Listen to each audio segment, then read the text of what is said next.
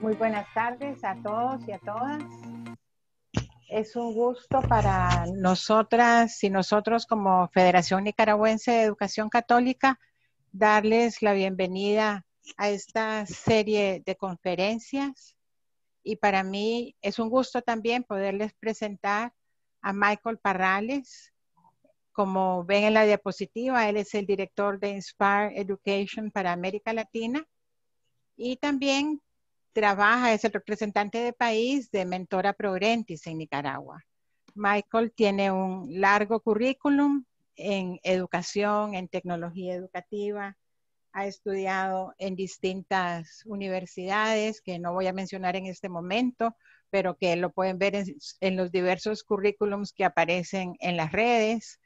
Creo que lo que sí me interesa destacar es que es apasionado en lo que hace. Michael, además de todo lo que sabe, yo lo presento como alguien que es sumamente cercano y comprometido con la educación y con los procesos que vamos realizando. Él ha asesorado a mi colegio por bastante tiempo y desde luego todo lo que aprendimos con él ha sido muy importante para este tiempo de pandemia. Le agradezco a él su presencia y lo que va a compartir con nosotros esta tarde. Agradezco también a Inspire y a Mentora de Costa Rica por ayudarnos a que esto sea una realidad y por todo el apoyo que nos han brindado. Entonces, bienvenido Michael, mil gracias. Sabes que es un gusto para nosotros y nosotras tenerte aquí. Muchas gracias, hermana Giselle. Sí, para mí también es un honor y un privilegio poder estar y compartir este tiempo con cada uno de ustedes. Y más allá también de la experiencia que he podido tener, soy y me considero un docente más como cada uno de ustedes que sigue aprendiendo día a día. O sea, no para uno de aprender en este mundo educativo. Eso creo que es una de las cosas más bonitas que tenemos, que no paramos de aprender y cada cosa conforme se va investigando más del cerebro también, pues vamos a ir adquiriendo nuevos conocimientos y siempre pues el reto y el desafío de llevar esto adelante, ¿no? Y el día de hoy vamos a estar hablando con respecto a la emoción, o sea, despertando la emoción por aprender. En ese sentido tenemos tres objetivos principales que pretendemos el día de hoy. Primero, que analicemos la importancia de la emoción en los procesos de aprendizaje de los estudiantes y que veamos algunos elementos que nos permitan crear experiencias de aprendizaje inolvidables, que exploremos pequeños grandes cambios también que podemos implementar en nuestra práctica docente, ya sea presencial y virtual, para despertar la emoción por aprender, empezando el día de hoy, y también que conozcamos algunos fundamentos neurocientíficos esenciales para optimizar la práctica docente y lograr aprendizajes efectivos y significativos, que es lo que todos de nosotros queremos. Entonces, una vez más, bienvenidos. Muchas gracias a la FENEC también por la invitación. Y esos son los tres puntos que vamos a estar tocando el día de hoy. Y quiero empezar con Richard Riley. Richard Riley, exsecretario de Educación de Estados Unidos, dijo lo siguiente. Dijo, actualmente estamos preparando a estudiantes para trabajos que aún no existen, utilizando tecnologías que aún no han sido inventadas para resolver problemas que ni siquiera sabemos que son problemas todavía. Y esta frase de Richard Riley la hemos escuchado en varios contextos, se ha hasta viralizado, pero ¿cuánto de esto nosotros realmente hemos interiorizado? Si nos preguntáramos a nosotros como docentes y como institución educativa, que sé que hay diferentes hoy reunidas en este webinar, en este seminario, pues ¿qué tanto eso lo hemos interiorizado? ¿Será realmente cierto que estamos preparando a los estudiantes para trabajos que no existen? ¿Será realmente que estamos preparándolo para que utilicen tecnologías que aún no han sido inventadas? Y más aún, si les estamos preparando para resolver problemas que ni siquiera sabemos que son problemas todavía. Y ponga y subraye esta última frase porque es sumamente importante en lo que vamos a ver el día de hoy. Resolver problemas que no sabemos que son problemas todavía. Y vean qué interesante, porque estamos actualmente en la cuarta revolución industrial, ya no siquiera en la tercera. O sea, de la tercera a la cuarta ha habido un crecimiento exponencial donde ya no es la computación la que está manejando la industria, la producción, los procesos, la economía, sino que ya estamos en la era de la inteligencia, donde la inteligencia artificial el Machine Learning, el Big Data, es lo que está ya dominando toda la parte a nivel mundial. Sin embargo, la dinámica que seguimos teniendo muchas veces en la escuela sigue siendo la que nace después de la primera revolución industrial. ¿Y cómo es posible que haya ido tanto avance a través de la historia y pensemos que esa metodología que nace después de la primera revolución industrial es la más efectiva en nuestros tiempos? No lo es. Y por dicha, ya tenemos también mucha evidencia científica que nos enseña por qué no va por ahí la cosa y por qué no podemos seguir enseñando de la manera tradicional. ¿Y qué sucede? Nuestros hijos, nuestros estudiantes, tienen a su disposición todo un mundo de saber. De hecho, tienen acceso a toda la información que quieran, al alcance de su mano, a un clic. Entonces, ¿qué pasa cuando nace la educación después de la primera revolución industrial? Lo que pasó fue que alguna gente que sabía algunos conceptos, algunas cosas de historia, de arte, de ciencia, pues estas personas que eran mal letradas empezaron a transmitir ese contenido a otros. Y así fue como la escuela tradicional se empezó a formar. Sin embargo, desde que nace el Internet en 1990 aproximadamente, ya esa dinámica empieza a cambiar porque ya no necesitamos tanto nosotros ni los estudiantes una persona como único contenedor o único dueño del saber, sino que hay diferentes perspectivas, diferentes informaciones que para nosotros, al menos los contemporáneos conmigo, era muy difícil sacar. O sea, era muy difícil ir a investigar, había que ir a una biblioteca y nos quedábamos con lo que nos decía el profesor o la profesora. Y en ese sentido, pues esa dinámica ha cambiado radicalmente. Entonces, si nos enfocamos en que el estudiante está solamente como un receptor de contenidos y está actuando de manera pasiva, donde él lo único que está haciendo es pues recibir información que tiene en su mano, creo que pues las cosas no están funcionando bien o no van a funcionar bien, porque hay una dinámica muy distinta. Y cuando hacemos eso, lo que sucede con la generación Z es que vamos a tener estudiantes así en el aula. Estudiantes que no entienden por qué tienen que aprenderse las fechas de nacimiento de los presidentes, que por qué tienen que aprenderse de memoria el nombre tal vez de los volcanes para hacerlos en un examen. Y están, que no hacen una asociación, están descontextualizados, no entienden toda la dinámica que está pasando a nivel mundial y no entienden por qué la escuela sigue como en una burbuja, teniendo una metodología que nace de siglos atrás.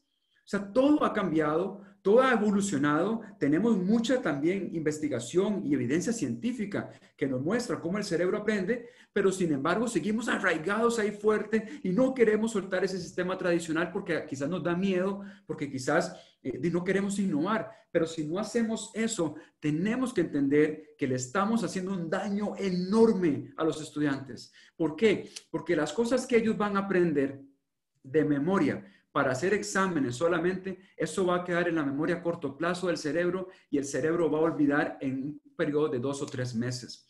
¿Por qué lo va a olvidar? Y les voy a explicar hoy científicamente por qué el cerebro lo olvida. Y les voy a explicar científicamente también por qué al día de hoy tenemos miles de estudiantes que salen del colegio y no se acuerdan de absolutamente nada. Y no solamente eso, sino que no tienen ninguna competencia y cuando se enfrentan a la vida, que está llena de retos, lleno de circunstancias, lleno de desafíos, lleno de problemas, pues obviamente no les va a ir bien. Y tenemos en Nicaragua particularmente una deserción escolar enorme. Vi un informe que solo el 2% de los estudiantes en zonas rurales se gradúa del colegio y menos de un 1% de ese 2% va a una universidad. Es impresionante. Y así sucede también en los diferentes países, obviamente en diferentes contextos y con diferentes niveles. Pero al final de cuentas, tenemos que entender que estamos educando para la vida. ¿Y qué tiene la vida? La vida tiene retos, desafíos, problemas, decisiones que tienen que tomar, proyectos que llevar adelante. Y cómo se enfrenten nuestros estudiantes a esta dinámica es lo que va a garantizar el éxito o no. Pero imagínense un estudiante que sale del colegio, todo lo que aprendió quedó en una memoria a corto plazo del cerebro, se le olvidó en 3 meses y sale del colegio, no se acuerda de prácticamente nada, no desarrolló ninguna destreza, ninguna habilidad, no desarrolló pensamiento crítico, no desarrolló competencias para la vida, entonces se llega y está con las manos atadas prácticamente. Y tenemos que entender, y este es mi ánimo el día de hoy, que nosotros tenemos la responsabilidad de educar a los estudiantes que Dios nos está dando el privilegio de educar para su futuro, no para el año 1980, no para 1990, los 70 o los 60. Eso ya pasó. Estamos educando estudiantes, como Richard Riley lo dijo. ¿Para qué? Para trabajos que aún no existen, con tecnología que aún no ha sido inventada, para resolver problemas que no sabemos que son problemas todavía. Y en ese sentido, hay un término que ha tomado mucho auge en los últimos años, y es el término de la inteligencia. La inteligencia ha tenido diferentes connotaciones, diferentes gurús de la educación le han dado diferentes significados, y la inteligencia muchas veces le relacionamos nosotros con aquellos estudiantes que nos entienden muy rápido, o que aquellos que les explicamos, qué rápido me entiende, este estudiante es muy inteligente, o aquellos que sacan 100 corrido en todos los exámenes, o aquellos que tienen un cociente intelectual alto. Pero aquí interesante, si un estudiante me entiende más rápido, no significa que este estudiante sea más inteligente que los demás. Lo que significa es que la forma o el estilo de aprendizaje de este estudiante es más compatible con la forma de enseñar mía, solamente. ¿Por qué? Porque todos los estudiantes son inteligentes. Lo que pasa es que son inteligentes de diferentes maneras. Y tenemos una forma a veces de evaluar a los estudiantes y de etiquetarlos por buenos estudiantes o por malos estudiantes en base a sus calificaciones. Pero eso no determina la inteligencia. Entonces, los grandes gurús de la educación han dado una connotación y un término distinto a inteligencia. Y vean qué interesante, porque la inteligencia es aquel conjunto de habilidades, aptitudes, capacidades, técnicas que involucran las capacidades de un individuo para expresarse, razonar, pensar, planificar, resolver problemas, aprender y experimentar. O sea, es el conjunto de todas estas destrezas, como Howard Gardner lo llama, conjunto de competencias, aquí parafraseado un poquito, que le permiten a una persona resolver problemas, sobre todo de diferente índole. Ahora, si todos nuestros estudiantes son inteligentes, nada más que inteligentes en diferentes cosas, y sabemos que la inteligencia se puede desarrollar aún más, ¿no será acaso nuestra misión como educadores desarrollar la inteligencia al máximo potencial? ¿No será acaso eso? ¿No será imprescindible poner nuestro enfoque en el desarrollo de la inteligencia? Y voy a ir aún más. ¿Por qué? ¿Por qué estoy diciendo esto? Vean lo siguiente. Foro Económico Mundial. Top 10 de habilidades requeridas en nuestros tiempos. Pongan atención a la primera y subrayenla. Vean lo que dijo Richard Riley. Vean lo que el concepto de inteligencia significa.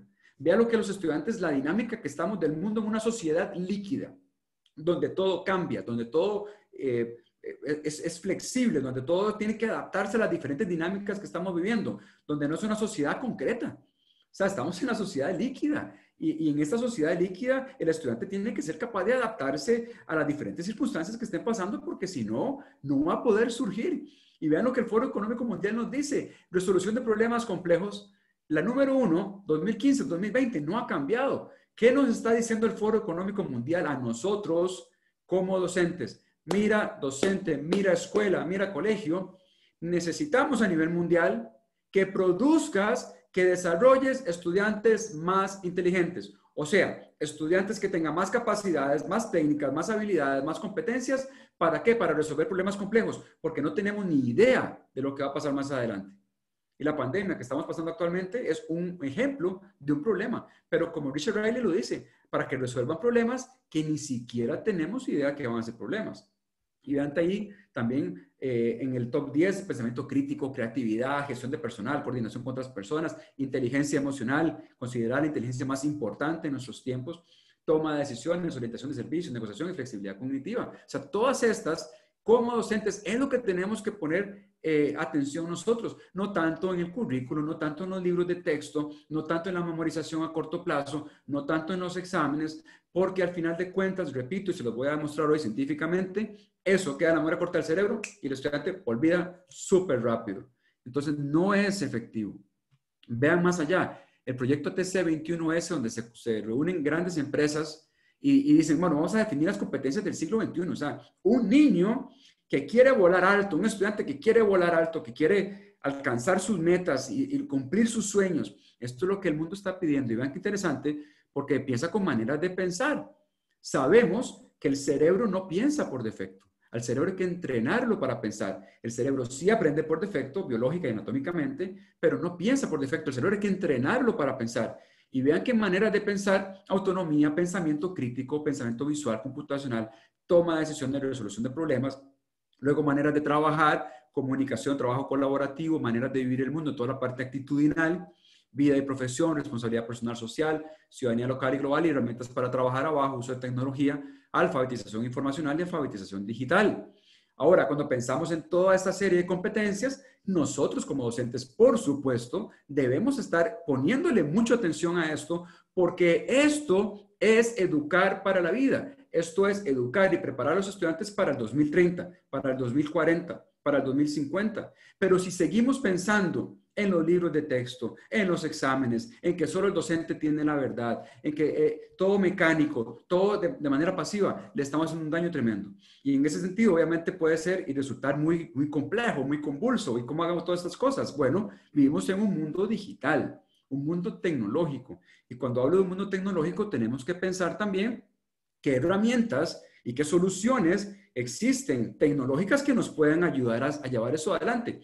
Porque sí es cierto que tenemos nosotros una responsabilidad como docentes de fomentar esto en nuestras clases, pero también, gracias a la tecnología, ya tenemos soluciones como Progrentis, por ejemplo. Y aquí quiero hacer una pequeña pausa, porque Progrentis es una solución en la nube que permite que los estudiantes entrenen su cerebro. ¿Para qué? Para que entrenarlo para pensar, cosa que no pasa de manera automática, comprobado científicamente. Entonces, Progrentis desarrolla una serie de destrezas en los estudiantes que son fundamentales. ¿Y para qué desarrolla estas destrezas? Pues para resolver problemas. Y vean aquí un resumen rápido, donde tenemos un problema. ¿Qué es lo primero que hacemos? Pues investigar. ¿A dónde investigamos? En el Internet. Todos de nosotros siempre vamos a investigar en el Internet y nuestros estudiantes también.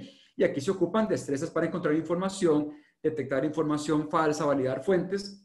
Y vean que Progrentis lo trabaja desde un objetivo educativo que tiene que ver con la atención, entendiendo que la atención es el principal mecanismo de aprendizaje. Voy a explicar esto más adelante un poquito más científicamente, pero si una persona es incapaz de poner atención, es incapaz de aprender, es incapaz de ser productivo, ¿ok?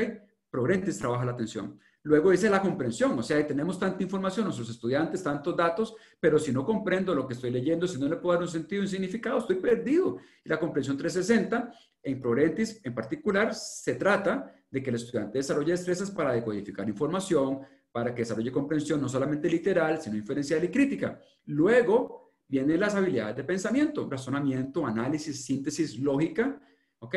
Y en ese sentido, Progrentis ayuda al estudiante, o sea, lo entrena mentalmente para desarrollar esas habilidades de pensamiento. Vean que siempre unido a la atención como el principal mecanismo de aprendizaje, donde el estudiante va a desarrollar pensamiento abstracto, pensamiento matemático, pensamiento lógico computacional, pensamiento divergente, y luego la parte de comprobación o interiorización, que tiene que ver con la metacognición, que es esa evaluación de lo que estoy haciendo, de cómo estoy alcanzando los objetivos de aprendizaje, de qué tan adelante voy con las competencias. Entonces, si vivimos en un mundo tecnológico y no prestamos atención a las herramientas que tenemos a nuestro alrededor, a las soluciones, y decimos, eso es muy difícil, eso es para otra institución, ¿qué estamos haciendo? Estamos negándole o le estamos poniendo una piedra en el zapato o una zancadilla al futuro de nuestros estudiantes. Bien, dicho eso, hablamos de aprendizaje compatible con la forma en que los estudiantes aprenden. Ya sabemos, desde hace 30 años, han habido muchos estudios con respecto al cerebro. El cerebro es el principal órgano del aprendizaje. Entonces, ya desde el 1990 no tenemos excusa como docentes de desconocer estas cosas. Antes del 1990, todos los estudios que se hacían del cerebro eran post-mortem, o sea, se hacían después de que la persona fallecía. Después del año 1990 se empiezan a hacer encefalogramas y se empieza a ver la actividad del cerebro en vivo. Y en esos sentidos, en los 30 últimos años ha habido un avance enorme. Todavía falta muchísimo por aprender, por supuesto que sí, pero hemos tenido un avance enorme con respecto a esto. Y ya estamos hablando de aprendizajes compatibles con la forma en que los estudiantes aprenden. Algunos les dicen aprendizaje compatible con el cerebro, otros dicen que cualquier aprendizaje es compatible con el cerebro, pero esto lo que hace referencia es cómo nosotros, entendiendo el funcionamiento del cerebro, podemos ser más intencionales en nuestra metodología y en el abordaje de los contenidos, en el abordaje de la parte competencial, en el abordaje del desarrollo de destrezas. Y en ese sentido, la primera pregunta que nos hacemos como docentes es, bueno, ¿cuál es el primer desafío que tenemos como docentes? Si yo te preguntara eso ahorita, ¿qué sería el primer desafío que tendrías como docente? Y probablemente me vas a decir, la motivación. ¿Cómo lograr que mis estudiantes estén motivados?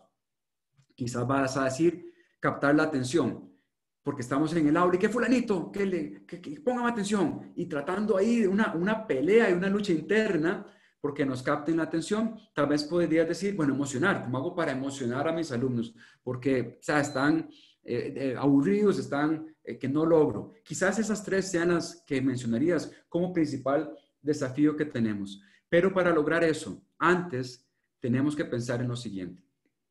Se llama en crear un ambiente resonante o cerebro compatible, se llama también.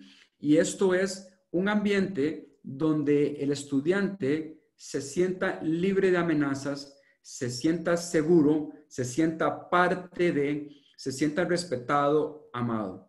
Ahora, si no logramos crear este ambiente resonante que menciona Daniel Goleman, padre de la inteligencia emocional, por más dinámicas que sean las actividades que estamos desarrollando, es poco probable de que haya un aprendizaje a largo plazo, un aprendizaje significativo. Ahora, ¿qué sucede? Que sabemos también por las neuronas de espejo que todo lo que nosotros estamos transmitiendo como docentes, los estudiantes captan. Y cuando queremos lograr un ambiente resonante, o sea, seguro para el estudiante, que se sientan amados, tenemos que tener en cuenta cómo estamos nosotros también.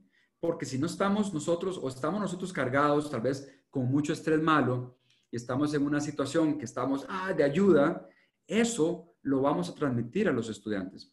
Y entonces, si entendemos neurocientíficamente que el estudiante tiene que sentirse seguro, que tiene que sentirse amado, protegido, parte de, obviamente las diferentes dinámicas que estamos haciendo tienen que ayudar al estudiante a llevar esto adelante. Pero hay un problema, no un problema, vamos a ver un desafío, un reto actual, y es que hay muchos docentes que ya tiran la toalla, porque están sobrecargados de trabajo, porque tienen que llevar adelante las diferentes circunstancias que tienen en su vida personal y sienten que no les da tiempo. Ahora, cuando esto sucede, sin duda alguna, esa angustia, esa frustración, ese enojo, ese cansancio se va a transmitir y los estudiantes los van a ver. La investigación con respecto a las neuronas espejo, de cómo lo que nosotros estamos transmitiendo los estudiantes pueden recibir y ser receptores de eso y sentirlo, pues obviamente va a afectar mucho. ¿Qué podemos hacer como institución? Tratar de bajar la carga, especialmente para, sea aquí directores y directoras de colegio, tratar de bajar la carga, ser más empáticos con los docentes, entender que tienen una vida también afuera y que no se puede pretender que estén conectados 12 horas al día mientras están en clases sincrónicas o están todo el día evaluando, haciendo planes, porque ellos tienen familia, necesitan tiempo para descansar también. Y creo que como institución educativa, especialmente la parte de dirección, debe ser más empático, porque si tenemos docentes frustrados, estresados, amargados, tristes, abrumados, todo eso, el estudiante va a recibir. Y les voy a explicar también por qué pasa eso. Entonces, si además de eso, vean qué interesante, porque aquí son varios factores los que influyen. El docente hay que cuidarlo. El docente hay que, como decimos en Costa Rica, chinearlo, o sea, protegerle, porque es el principal elemento, digamos, o el puente principal donde este aprendizaje se está dando. Y repito, si el docente está mal, se siente frustrado, esa frustración la va a pasar, quieran o no, a los estudiantes. Eso es así. Entonces, ¿cómo podemos hacer a nivel de dirección?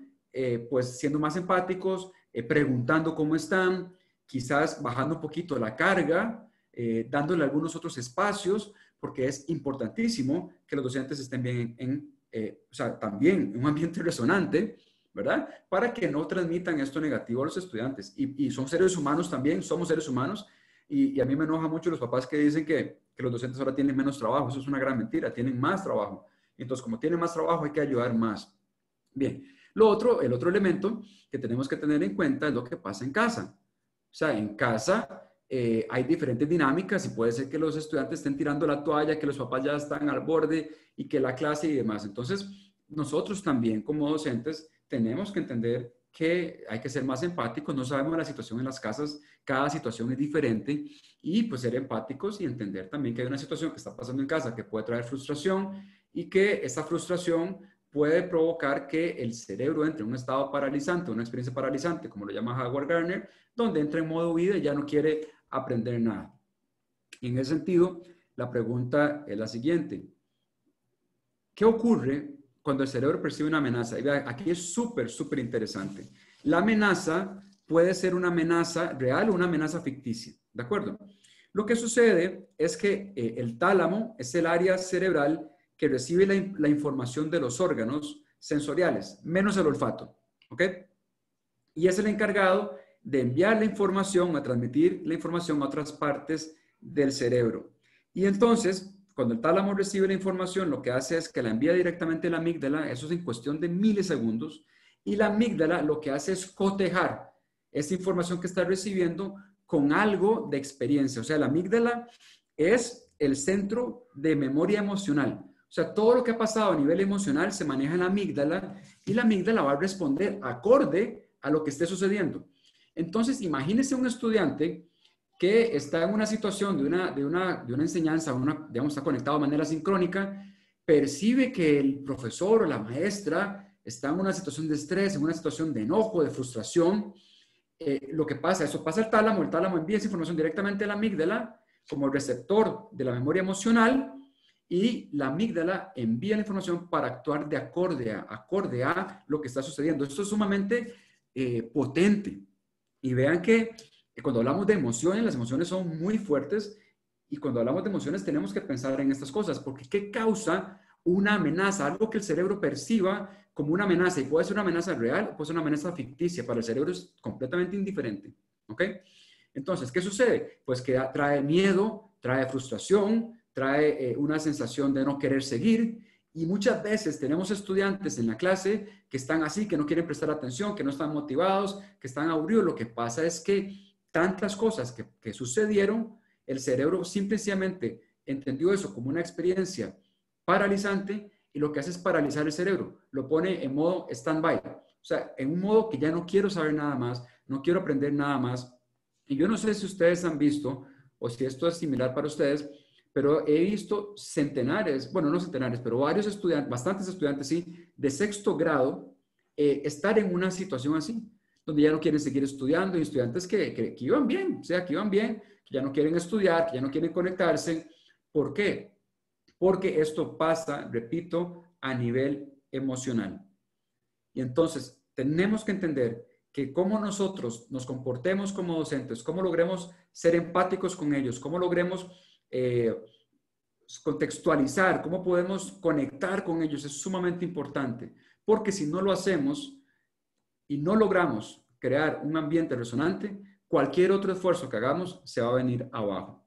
Y entonces ninguno de nosotros quiere estudiantes así, ¿verdad? Entonces cuando entendemos el ambiente resonante que hay que lograr y trabajarlo nosotros también, o sea, teniendo inteligencia emocional. Y si estamos como docentes muy cargados, hablar y decir, mira, estoy muy cargado, la verdad necesito un break, necesito un descanso, necesito lo que sea necesario. Y si, repito, si hay directores y directoras de colegios, ustedes tienen que prestar atención a esto. Docentes estresados van a estresar a los estudiantes. Docentes frustrados van a frustrar a los estudiantes. ¿Ok? Y la frustración muchas veces sale porque tal vez hay mucha carga y no hemos prestado atención a eso y creemos que son robots cuando no lo son.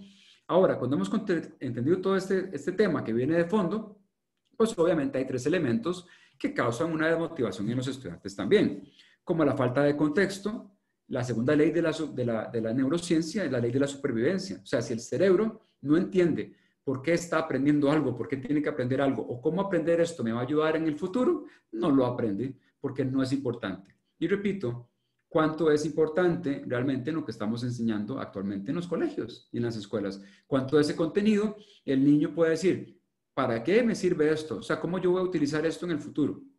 Mi hija tiene 6 años, está pequeñita, pero ella me pregunta muchas veces, papá, ¿para qué tengo que aprender esto? Es una pregunta muy profunda, muy filosófica, pero si yo lo veo desde una niña tan pequeñita, de 6 años, preguntando esto, estoy convencido de que cualquier cerebro, cualquier niño, aunque no lo diga, en su interior está pensando, ¿para qué tengo que aprender esto? Entonces, la falta de contexto realmente trae desmotivación porque es pasar 12 años haciendo exámenes para salir del colegio, no acordarme prácticamente nada y llegar al mundo de la universidad y del trabajo con las manos atadas. Eso no motiva a nadie. Luego, ser entes pasivos. O sea, si el estudiante no está aprendiendo activamente, si no está siendo partícipe, pues obviamente no se va a sentir motivado para nada. Y la falta de actividades personalizadas desmotiva mucho. ¿A qué me refiero con esto? Si todas las actividades que hacemos en el aula son exámenes, son pruebas orales y escritas, son presentaciones, son ensayos, son documentos, son investigaciones, todas estas que les dije son del agrado de los estudiantes verbales, o sea, los que tienen inteligencia verbal predominante. Pero ¿qué pasa con los naturalistas? ¿Qué pasa con los musicales? Los intrapersonales, los interpersonales, ¿qué pasa con ellos? No son tomados en cuenta. Yo pongo este ejemplo muchas veces. Vean, mi hija es muy naturalista y le encanta pintar. Si las profesoras nunca ponen una actividad, por lo menos una de vez en cuando, que tenga que ver con ir a explorar en el patio, ir a buscar insectos, ir a sembrar quizás una planta, o que tenga que ver con pintar, ¿cómo se va a sentir mi hija? ¿Cómo se van a sentir sus estudiantes? Cuando no hay ni una sola actividad que sea de mi agrado, de mi gusto, de lo que me apasiona, de mi estilo de aprendizaje o de mi inteligencia múltiple predominante. Se van a sentir apartados, se van a sentir no queridos. Y muchas veces hablamos de inclusión en la escuela, pero somos muy excluyentes muchas veces. ¿Por qué? Porque todas las actividades que hacemos, las hacemos solamente para una medida, como que si todos los niños midieran igual. Una talla única para todos. Y todos tienen que hacer lo mismo, todos tienen que aprender lo mismo, de la misma manera y evaluados de la misma manera. Y eso lo que estamos haciendo es siendo excluyentes. O sea, no estamos siendo incluyentes. Y muchas veces nos jactamos de tener escuelas incluyentes y no es la realidad. No pasa, porque si no estamos tomando en cuenta todos los estilos de aprendizaje, todas las inteligencias múltiples predominantes, estamos dejando por fuera a un montón de estudiantes. Y obviamente pues no queremos eso. Ahora, ¿qué hacemos para solucionar este desafío? Pues obviamente es un conjunto de cosas que tenemos que tomar en cuenta y de diferentes elementos que tiene que ver la familia, tiene que ver la escuela, o sea, a nivel de dirección, a nivel de administración, tiene que ver las metodologías, los estudiantes, por supuesto, generar estos ambientes resonantes y los docentes y todos juntos trabajando en un mismo sentir, hacia un mismo norte para lograr alcanzar y para lograr impactar el aprendizaje de los estudiantes, que es lo que todos queremos, porque todos queremos estudiantes más capaces, estudiantes más íntegros, estudiantes más inteligentes, o sea, estudiantes que puedan resolver los problemas que se vienen en el mundo más adelante. Y en ese sentido necesitamos científicos, técnicos, doctores, artistas y o sea, tanto que necesitamos, pero para lograr eso tiene que estar todo en conjunto y en armonía, porque si no, no sucede. O sea, un niño, repito, que se sienta en un ambiente amenazado, sea real o ficticio, no va a poder aprender. Y nosotros, sí es cierto, no tenemos toda la responsabilidad de eso, sí tenemos gran parte de lograr eso y tratar de lograr eso y ser empáticos y entender también las diferentes dinámicas que están sucediendo. Ahora, dicho eso, ¿cómo emocionamos a los estudiantes o qué emociona a los estudiantes? Quizás esta es una pregunta que todos nos hacemos y quizás has estado esperando esto por todo el tiempo que estaba hablando. ¿Qué emociona a los estudiantes? Vean, la primera parte que emociona a los estudiantes, antes de decirles algunas en específico, tiene que ver con la conexión que tengamos con ellos. Si yo les preguntara a ustedes de cuál profesor se acuerdan de la escuela o del colegio, lo más probable ustedes me van a decir, la profesora guía quizás, o aquel profesor que tuvo mucho carisma, mucho cariño, mucho empeño, que se preocupó por mí, que me aconsejó, que tal vez me regañó en algún momento que necesitaba yo ser regañado, pero aquellos que no se involucraron con nosotros, por lo general no nos acordamos. Y yo creo que cada uno de ustedes quiere ser recordado por sus estudiantes. Yo quiero ser recordado por mis estudiantes y que si me los encuentro en 20 años, que me digan gracias, profe, por lo que me enseñaste, o gracias por el consejo que me diste. Y para lograr esto se necesita empatía, o sea, lo que hablamos de enseñar con el corazón. ¿Ok? No es que vamos a ser los mejores amigos de los estudiantes porque no somos sus mejores amigos, somos sus educadores, pero sí que ellos sientan una conexión. Y eso tiene que ver mucho con las emociones, de que se den cuenta que nos interesa, de que estamos preocupados por su futuro, de que nos estamos preparando para que ellos sean la mejor persona que pueden ser también en el futuro. Y en ese sentido, todo empieza, repito, de enseñar con el corazón. Ahora, ¿qué cosas puntuales emocionan? Bueno, la primera es la personalización, como decía anteriormente. Si entendemos que todo cerebro es distinto, no hay dos cerebros iguales en el mundo. Todos los niños y niñas son diferentes y podemos tener una clase muy variada.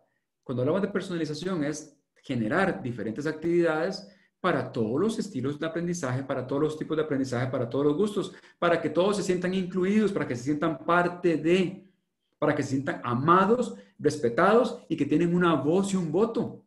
Esto va a ayudar al ambiente resonante. Pero repito, si todas las actividades son para verbales, los verbales van a estar felices y todos los demás van a estar sumamente aburridos y sumamente descontextualizados también, sumamente apartados. Y esto pues es contraproducente.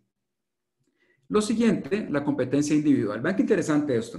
La escuela tradicional promueve mucho la competencia con los demás o en contra de los demás. Vemos escuelas que tienen honor rolls o reconocimientos a las mejores calificaciones, sacan los mejores estudiantes, mejores promedios, pero generalmente, los mejores promedios, ¿quiénes son? Los estudiantes verbales y los estudiantes lógico-matemáticos, ¿sí o no? ¿Y por qué no hacemos un premio al mejor músico o al más naturalista, al más intrapersonal o al más interpersonal? Nunca se toma en cuenta. Ahora, si yo les preguntara a ustedes, ¿es una competencia justa comparar a un estudiante con otro? O sea, sería justo. Yo no sé si ustedes ven boxeo, pero cuando Floyd Mayweather peleó con este peleador de la MMA, se me olvidó el nombre ahorita, le dicen el Notorious, se me olvidó, pero él venía de un deporte distinto, obviamente perdió, aunque era un deporte similar, digamos, era artes marciales mixtas, era una pelea justa, no porque Floyd Mayweather, en este caso particular, es experto y profesional en boxeo, el otro no. Y entonces, cuando veo esta comparación, o sea, hago esta analogía, es injusto que la escuela tradicional quiera ponerlos en competencia. ¿Por qué? Porque todos tienen, repito, son inteligentes en diferentes cosas y también van a pasos distintos cada uno, ¿no? Y entonces, cuando hacemos este tipo de competencia, realmente eso no motiva. La competencia a nivel de neurociencia es la competencia individual. ¿Cómo yo puedo ser mejor persona? ¿Cómo puedo yo ser más productivo? ¿Cómo puedo ser yo más competente? Pero no tiene que ver con los demás, porque los demás son muy diferentes a mí. O sea, tal vez yo soy muy musical y tengo una destreza para tocar la guitarra, pero si yo me comparara o si me compararan con alguien que no tiene esta inteligencia, por ejemplo, que no puede tocar un instrumento que no tiene ritmo, pues obviamente sería injusto, ¿sí o no? Pero muchas veces esto pasa en la escuela tradicional, donde se le pone una etiqueta al mejor estudiante del año, pero el mejor estudiante del año fue el que sacó mejores notas. ¿Eso significa que fue el mejor estudiante? No necesariamente. No necesariamente. Yo estoy convencido de que los exámenes no determinan para nada si un estudiante sabe, si un estudiante sabe aplicar y tampoco determina si un estudiante sabe ser una buena persona.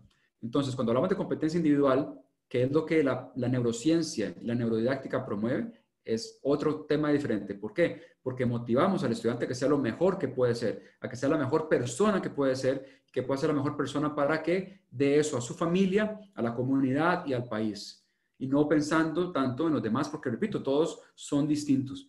Y Albert Einstein dijo también que si evaluamos a un pez por su habilidad de subir un árbol, pues va a pensar toda la vida que es un inútil o un tonto. Por supuesto, exactamente lo que Albert Einstein dijo. O sea, no podemos evaluar así, no podemos tener ese tipo de competencias, no son sanas, no son productivas tampoco y no generan emoción. Dicho sea de paso, pareciera que sí, pero no, realmente no generan emoción. Lo siguiente es la contextualización. Yo les hablaba de la segunda ley de la neurociencia y esta ley es la ley de la supervivencia. Si el cerebro no entiende para qué tengo que aprender algo, no lo va a aprender. O sea, tiene que ser algo que diga, sí, claro, esto me va a servir para el futuro, esto es necesario porque si no, tal vez voy a perder la oportunidad en un trabajo o tengo que aprender esto para X o Y razón. Si no logramos contextualizar cualquier contenido que estemos dando, el estudiante no va a estar motivado. Porque, ¿qué va a pasar a nivel del cerebro? Les voy a explicar qué va a pasar a nivel del cerebro. El estudiante lo que va a decir es, tengo que aprenderlo para hacer el examen. O sea, es la única razón por la que tengo que aprenderlo, para pasar el examen. Y luego ya no se volvió a repetir. Ahorita les voy a explicar esto, cómo queda la memoria a largo plazo y la memoria a corto plazo. no se vuelve a repetir, no tiene contextualización, el cerebro olvida, lo va a descartar. Entonces les voy a explicar más adelante cuando vemos el tema de las memorias. Luego, aprender haciendo. Por supuesto, todos de nosotros aprendemos haciendo. No hay nada que emocione más a un estudiante que estar con las manos embarradas, con las manos metidas en el aprendizaje, ensuciándose y tocando y escuchando y participando activamente. Aprendemos haciendo. Y yo, si les preguntara esto, ¿qué se acuerdan del colegio? Que no sean travesuras que hicieron, ¿de acuerdo? Y esto lo digo porque una vez pregunté eso y un profesor me dijo, ay, las 3 novias que tenía. Pero no me refiero a eso. Generalmente van a ser cosas que hicimos. Cuando fuimos a sembrar árboles a tal lugar, cuando hicimos esta obra de teatro, cuando participamos en un torneo de voleibol o fútbol, porque aprendemos haciendo. Ahora, el aprendizaje basado en proyectos es el considerado actualmente como el más compatible con la forma en que los estudiantes aprenden, ¿ok? Y ya se está hablando mucho de esto, el aprendizaje basado en proyectos. Entonces, si sabemos eso también a nivel neurocientífico, pues vamos a empujar eso. O sea, lo inteligente, lo sabio, diría yo, es pues, en base a lo que la ciencia nos está enseñando, pues empujarlo. Ahora, si no sabes cómo iniciar, te quiero dar una pequeña comercial también acá. En Nicaragua, la FENEC está trabajando con una empresa, una organización más bien, que se llama Design for Change. Design for Change tiene un programa extraordinario basado en aprendizaje basado en proyectos y aprendizaje por servicio. Es sumamente bueno. Si ustedes tienen alguna intención y están prestando atención a lo que les estoy diciendo, deberían conectar a la FENEC. Nosotros también como Inspire vamos a estar apoyando bastante el Design for Change aquí en Nicaragua, ¿verdad? Yo sé que hay gente tal vez de otros países y el Design for Change estoy entendido que está en otros países también de la región, ¿no? Habría que consultar quién o qué organización la está llevando adelante. Pero si hay un esfuerzo y tal vez piensas que es muy abrumador y por dónde empiezo, pues la FENEC, les digo, y nosotros también vamos a estar apoyando mucho en el Design for Change, donde los estudiantes van a poder aprender haciendo. Y no solamente aprender haciendo, sino aprender haciendo y aprender a servir a los demás. Y creando productos que salen del aprendizaje para impactar la sociedad. Y me encanta mucho, trabaja en 4 puntos o ejes de sentir, imaginar, hacer y compartir. Es muy, muy bueno. Entonces, cuando estamos pensando en aprender haciendo, pues tenemos una opción aquí muy interesante con Design for Change. Si no has tomado en cuenta esto, pues pueden consultar y perdón por el comercial, pero la realidad es que tenemos que ver qué está alrededor de nosotros. Y repito, como mencioné con Progrentes, si estamos en este reto, o sea, en esta dinámica, en este desafío, y nos encerramos y nos quedamos ahí y no vamos para ningún lado y no vemos qué está a nuestro alrededor, qué cosas nos pueden ayudar, qué cosas pueden ayudar a los estudiantes, estamos siendo negligentes, ¿sí o no? Estamos siendo negligentes porque hay una serie de circunstancias, una serie de soluciones, una serie de proyectos que podemos implementar de una manera relativamente sencilla. ¿Para qué? Para impactar la vida de centenares de estudiantes. ¿Y quién no quiere una Nicaragua cambiada? ¿Quién no quiere una Costa Rica cambiada? Un Salvador, un Honduras, toda la región. Pero para eso tiene que haber un cambio radical en la parte educativa. Y entonces, si esto existe, si está en sus países, pues pueden consultarlo y por lo menos llamar y decir, mira, yo quiero ver más información. Si esto es cierto, y obviamente que es cierto porque está probado científicamente, pues yo quiero hacerlo. Entonces, el Design for Change es un método que puede ayudarles a potenciar esto de una manera bastante práctica, bastante sencilla y bastante rápido. O sea, no hay que esperar mucho tiempo para hacerlo. Entonces, quería hacer esta aclaración y comunicado también para que sepan que esto existe y que no están solos, ¿verdad? Porque tal vez ustedes están pensando, es que Michael, qué bárbaro con todo lo que nos está diciendo, ¿en qué momento vamos a aprender todas estas cosas? ¿O en qué momento vamos a lograr todo esto? Ya les dije 2 opciones que están en su país, que ustedes pueden implementar de una manera muy sencilla. Pero están ustedes querer realmente hacer un cambio por la educación de sus estudiantes. Bien, ahora, hemos hablado mucho de la emoción, ¿ok? Ahora, tal vez te estás preguntando, pero Michael solo hablar de la emoción y por qué es tan importante la emoción, ¿verdad? ¿Por qué es tan importante la emoción? No hay que interesante lo siguiente, y aquí vamos a entrar en una parte un poquito más técnica, pero pongan atención. Resulta que tenemos 3 mecanismos de aprendizaje principales o esenciales. Son la atención, la motivación y las memorias. Se cree que si estos mecanismos no están activos en el proceso de que estamos queriendo aprender algo, no es posible que haya un aprendizaje. La primera es la atención, se lo mencioné anteriormente. O sea, la atención es el primer mecanismo de aprendizaje que tenemos. Bien, ahora, resulta que la emoción es la que activa los neurotransmisores como la dopamina, por ejemplo, que tiene otras funciones también, pero la dopamina, cuando es liberada en el cerebro como neurotransmisor, lo que hace es activar la atención, la motivación y las memorias, que son los mecanismos de aprendizaje.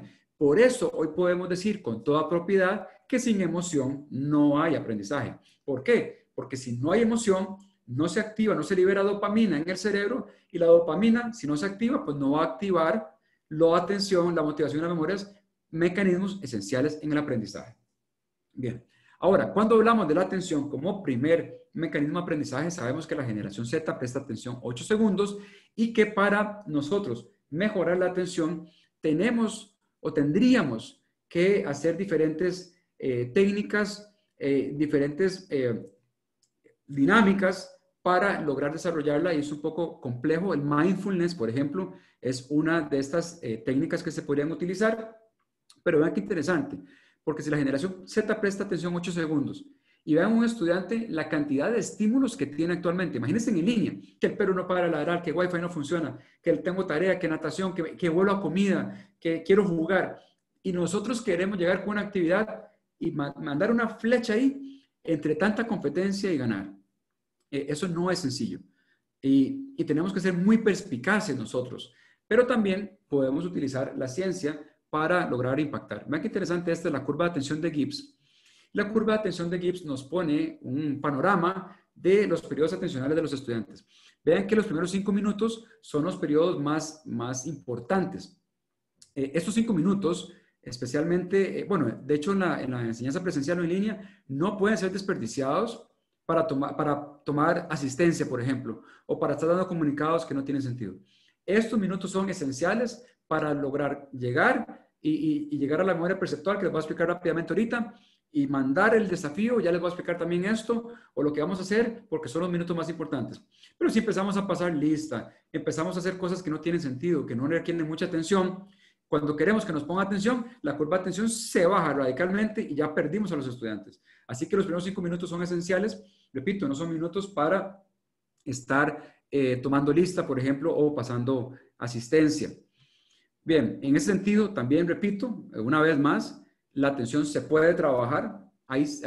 ProGrentis trabaja la atención, como se lo mencioné anteriormente, desde una perspectiva neurocientífica, donde hay cada actividad propuesta es atractiva, variada, sorpresiva. Vean la metodología, la metodología lúdica, dispara dopamina en el cerebro, la relación de vínculo, o sea, esta relación afectiva, oxitocina, y la recompensa, serotonina, que es una hormona del placer. Y esto lo que hace es que se logren redes neuronales que producen el aprendizaje.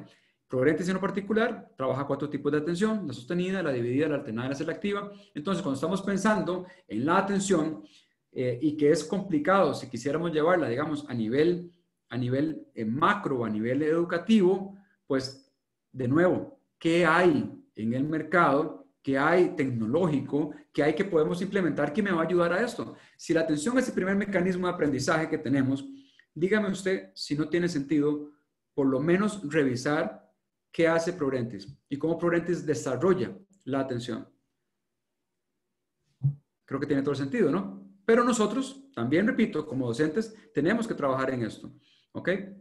Bien, seguimos. Entonces, vean lo que les voy a explicar científicamente de la metodología que hace ProGrentis, pero ahorita más neurocientíficamente. Ustedes ven a esta niña comiendo pastel. Resulta que tal vez estás pensando que me equivoqué de foto. No, pero sí es esta foto.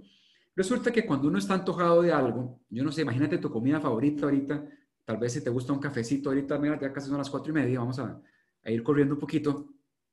Este antojo, cuando está relacionado al efecto o al hecho de que lo puedes comer, resulta que dispara dopamina. O sea, es una emoción, ¿de acuerdo? Cuando se empieza a comer esto que gusta mucho, en el caso particular de la niña, cuando lo está comiendo, lo que genera es adrenalina. Y cuando termina de comerlo, esa sensación de satisfacción es serotonina. Ahora, este proceso de recompensa cerebral le podemos llamar DAS y funciona así y nosotros podemos implementarlo en nuestra práctica docente. Es muy similar a cómo también ProOrienting lo hacen, las microtareas que los estudiantes hacen, pero vean qué interesante. ¿Qué significa la D? La D significa que en los puntos altos de atención, o sea, los primeros 5 minutos, en lugar de estar pasando lista, vamos a generar una dinámica que es un desafío, puede ser un problema, un reto, una pregunta generadora que enganche a los estudiantes. O sea, tiene que ser un reto, un desafío que sea lo suficientemente difícil, pero alcanzable. O sea, no imposible. O sea, tiene que tener un balance, ¿verdad? Porque si no, ya les voy a explicar qué pasa con el estrés y con el cortisol. ¿Ok? Entonces, esto es dopamina. Desafío, dopamina. Luego, cuando la curva de atención baja, nosotros nos hacemos a un lado y dejamos que el estudiante empiece a actuar. ¿Qué es eso? Aprendizaje activo, la acción, a aprender haciendo. ¿Qué van a hacer? A resolver el desafío, a resolver el problema, el reto, a resolver la pregunta generadora, el proyecto que se está presentando, y esta emoción que nace del desafío va en la acción a disparar adrenalina. Y luego, como es un desafío que tiene una complejidad y que me está costando y todo, cuando el estudiante lo logra resolver, cuando lo logra completar, lo que genera es satisfacción, o sea, serotonina, satisfacción por el logro alcanzado. Si nosotros logramos tener esta dinámica en nuestras aulas, vamos a poder desarrollar la atención y vamos a poder también ser más efectivos a nivel educativo. Esto tiene un fundamento científico sumamente probado. Ahora, ¿cómo nosotros vamos a aprovechar nuestra clase? Depende mucho de esto. Y les voy a explicar también más adelante por qué este efecto o esta dinámica es mucho más efectiva que dar una clase magistral de 60 minutos. De hecho, una clase magistral, por más emotivo, por más dinámico que usted sea, el estudiante va a prestar atención máximo 20% de todo lo que está diciendo. Y solo 20%, 30% máximo va a retener. Por eso consideramos que no es tan efectivo. Bien, entonces este proceso lo dejo por ahí. A nivel de estrés se ve así. Si el desafío que presento es muy pequeño, no genera emoción, no genera dopamina. Si el desafío es bastante bueno, genera estrés.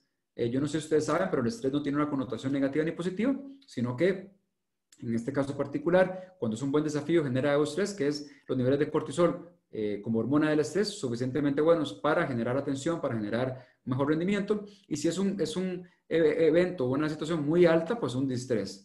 ¿Ok? No queremos que entren ahí tampoco los estudiantes, obviamente, y tenemos que ser muy cuidadosos con eso. Bien, entonces, Albert Einstein dijo una vez que la educación no es el aprendizaje de hechos, sino entrenar la mente para pensar. No pudo estar más correcto este hombre. Y vamos a ir terminando con esto. Formas que tenemos de responder ante los problemas, retos o desafíos. Vean qué interesante, porque la primera forma que tenemos de resolver es el pensamiento vertical o convergente. Generalmente, este tipo de pensamiento es el que se desarrolla en la escuela tradicional. Hay un desafío, una respuesta, que es lógica y que es secuencial. El pensamiento convergente es necesario porque hay muchas cosas que tienen una respuesta. Por ejemplo, 2 más 2 es 4 y 2 más 2 nunca va a ser 5. ¿Ok? Sin embargo, necesitamos desarrollar también el pensamiento lateral y divergente. Esto está muy relacionado a los hemisferios del cerebro. Cuando solo estamos del lado vertical convergente, lo que estamos trabajando mayormente es el hemisferio izquierdo, que es el que tiene el razonamiento, la parte lógica, y el pensamiento lateral, que se relaciona a la parte creativa, pues se deja de lado. Esto tiende a desmotivar también. Ahora, el pensamiento divergente presenta nuevos retos, es más creativo, es innovador, busca nuevos patrones y son necesarios los dos. ¿Ok?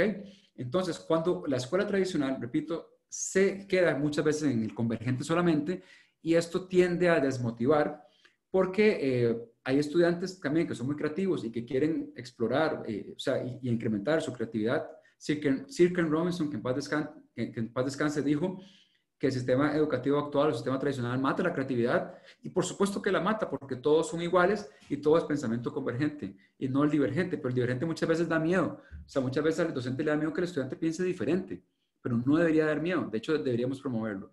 Les voy a hacer un ejemplo rapidísimo para ya ir terminando. Si yo les preguntara esto, ¿en qué se parece un mango o un banano? Probablemente estarían pensando ahorita en frutas. Los convergentes, primeramente, quizás contestarían son frutas. En una escuela tradicional, quizás esta respuesta es la única correcta. ¿En qué se parece un mango a un banano? Pues son frutas. Ok, bien, ya check, bien. Pero ¿qué pasa si un estudiante tal vez más divergente contesta, son dulces, son ricas, son nutritivas, son perecederas, el color es parecido? Quizás se pondría malo, pero no está malo. O sea, está bueno. Entonces, cuando hablamos de pensamiento convergente y divergente, tenemos que fomentar los dos porque eso también emociona. Bien, voy a ir avanzando rapidísimo para ir terminando. Hay un ejemplo de la rana que siempre doy, es lo siguiente. La visión de la rana o la vista de la rana, lo que tiene un patrón mental, una secuencia mental, que va a comer los insectos que pueda ver dentro de su campo visual, o sea, lo que se mueva dentro de su campo visual. Así está su estructura mental. Digamos que es una estructura convergente. O sea, lo que está en mi campo visual, que veo, que es insecto, me lo como. Si a una rana la pusiéramos en una jaula encerrada y pusiéramos un montón de insectos muertos a su alrededor, la rana no sería capaz de identificar que eso está ahí y se moriría de hambre. Aún cuando la respuesta está ahí en sus patas, al alcance, o sea, nada más de volver a ver para abajo. ¿Qué sucede cuando no trabajamos el pensamiento convergente, el de pensamiento divergente? Pasa exactamente lo mismo de la rana. No van a ver soluciones que están ahí a la mano.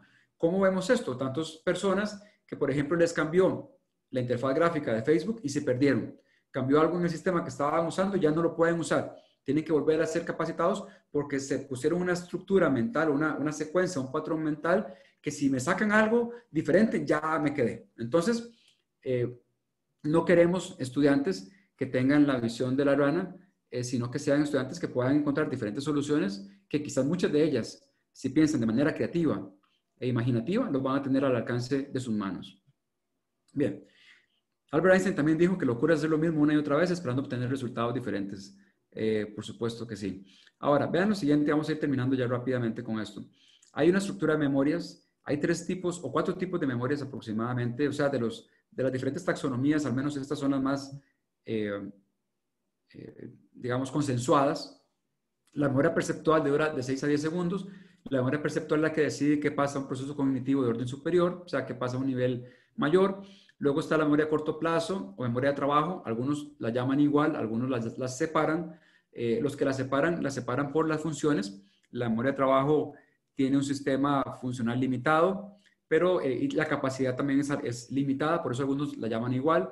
Y esta memoria permite la ejecución de tareas cognitivas, básicamente. La memoria de trabajo como el razonamiento, la comprensión, la resolución de problemas. La memoria a corto plazo es una memoria que almacena información por periodos cortos de tiempo, pero la memoria de trabajo también es a corto plazo. Y está la memoria a largo plazo para toda la vida, que es a donde nosotros queremos llegar cuando estamos dando un conocimiento. En ese sentido, la memoria a corto plazo, vean qué interesante, tiene capacidad limitada, duración finita. ¿Qué sucede? Que almacena información que necesito en el momento, pero no en el futuro. Repito, lo que les dije anteriormente, la memoria a corto plazo es la que usualmente se trabaja en la educación tradicional, donde el estudiante tiene que aprender algo para hacer un examen, lo almacena por un momento dado, o sea, en el momento que lo necesito. El cerebro dice, esto que aprendí, ¿lo necesito en el futuro? ¿Sí o no? No, lo descarta. Algunos científicos creen que puede durar hasta 3 meses máximo y que depende mucho de la repetición que esté teniendo. Entonces, ¿qué pasa? Repito, salen estudiantes de los colegios que no se acuerdan de absolutamente nada. ¿Por qué? Porque toda la metodología que se desarrolló quedó en la memoria a corto plazo. Que el cerebro, pum, rechazó, desechó porque no la necesita para el futuro y hasta luego. Pero nosotros queremos trabajar la memoria a largo plazo. Yo quiero que si ustedes piensan como docentes algo que están enseñando, pues quisieran que sus estudiantes lo acuerden por siempre, ¿no? Y en ese sentido, hay 3 cosas que debemos hacer para que algo quede en la memoria a largo plazo. Y esas son la repetición con novedad. Si yo les preguntara cuánto es 7 por 7, ustedes van a contestar rápidamente. Esto fue porque lo repitieron y lo repitieron y lo repitieron. Y eso creó las redes neuronales fuertes, las conexiones sinápticas fuertes en el cerebro para que eso quedara para toda la vida y nunca se les va a olvidar 4 7 por 7. Ahora, cuando hablamos de repetición con novedad, acuérdense que muchas veces que practicamos las tablas de multiplicar, las practicamos con canciones, algunas veces hicimos algún baile o alguna representación de las tablas de multiplicar también. Eso es repetición con novedad. De hecho, es el primer elemento para poner algo de conexión fuerte sináptica para que quede en la memoria a largo plazo. La siguiente es la experiencia. Todo lo que hacemos tiene más probabilidad de quedar en la memoria a largo plazo. De la experiencia estamos hablando del aprendizaje basado en proyectos, el aprendizaje cooperativo. Ahí donde estoy involucrado completamente, eso es la parte experiencial, tiene mucho más efecto para quedar en la memoria a largo plazo. Y la asociación, todo lo que asociamos de un conocimiento que ya tengo con un conocimiento nuevo, o anclaje, le llama alguna gente también, donde tomo elementos nuevos con elementos que domino, esto ayuda tremendamente a que algo quede en la memoria a largo plazo. ¿Ok? Si no están estas tres, te garantizo, científicamente probado por investigación, no lo que yo digo, sino lo que dicen los mayores neurocientíficos a nivel mundial, si no pasan estas tres, es muy difícil que algo quede en la memoria a largo plazo.